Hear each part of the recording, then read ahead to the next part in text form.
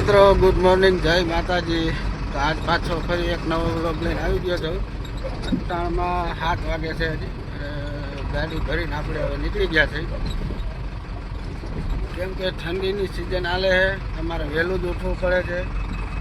કેમ કે પહેલો ફેરો લઈને ટાઈમસર વહી આવીને તો ટાઈમે જઈમાં ભેગા થઈ જાય. કેમ કે આજ દિવસો ટૂંકા છે, ખબર નથી પડતી કેમ 12-1 વાગી જાય છે ને. મોડો હું નીકળું 9-10 વાગે તો પાછો 3-4 વાગે આવું. એટલે એના કરતાં વહેલા આપણે નીકળીને આપણું જે કામ છે એ પતાવી લઈશું. ગાડી ભરીને જાય એટલે વહેલું નીકળવું. તો મિત્રો હાઈવે ઉપર તો હું ચડી ગયો છું અટાણમાં. અને સવારમાં પોરમાં બધું વાતાવરણ એક નંબર હોય, મસ્ત. ધીરે ધીરે ગાડી આવી જ આવું છું, 50-60. કેમ કે આપણે એટલી બધી ઉતાવળ હોય નહીં કાંઈ ગાડી આપવામાં. ધીરે જ આપવી પડે. ઉતાવળ કરીને કંઈ ફાયદો છે નહીં. 5-10 મિનિટનો ફેર પડે. અરીસો તો નાખી દીધો છે, તો મેં તમને આગલા વિડીયોમાં બતાવ્યું હતું. જાય સીધો ધીરે ધીરે. આપણે જ અલગ જ જગ્યાએ જવાનું છે, એટલે આગળ ઊભું રહીને પહેલાં એને ફોન કરવો જોઈએ, પછી જ આપણી ગાડી ખાલી થાય.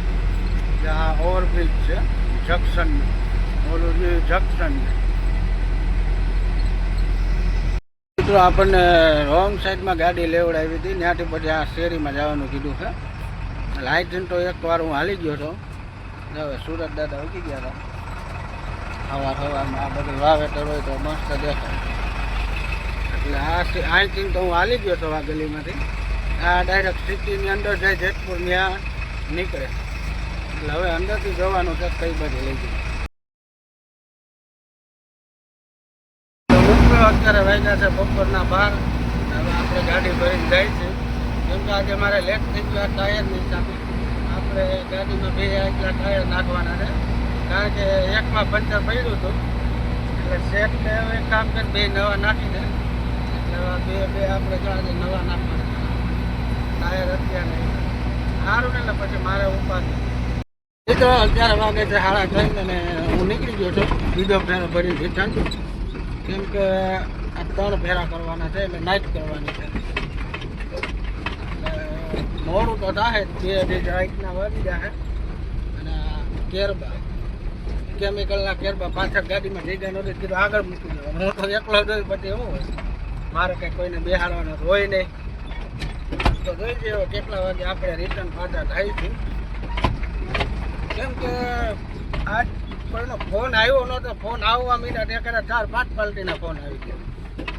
એ બધો માલ આપણે ઉપાડવો જ પડે, ભરવો જ પડે, એમાં હાલે નહીં.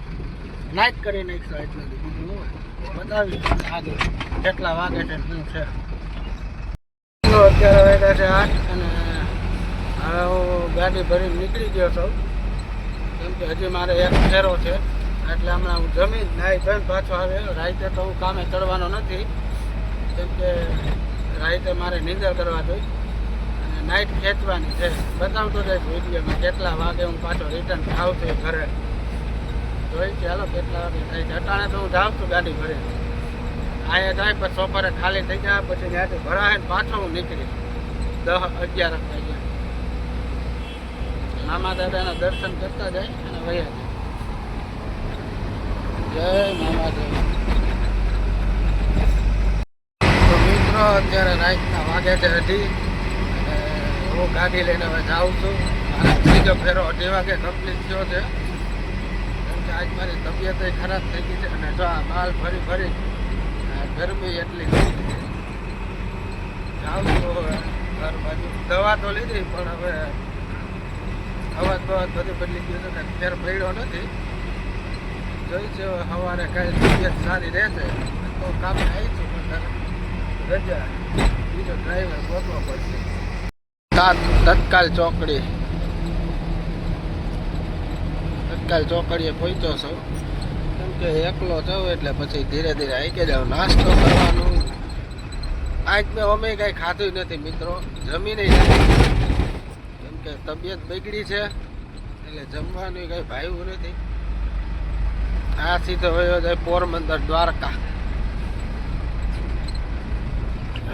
હોટલ તો ખુલ્લી જ છે, આપણને કંઈ જમવાની ઈચ્છા છે નહીં.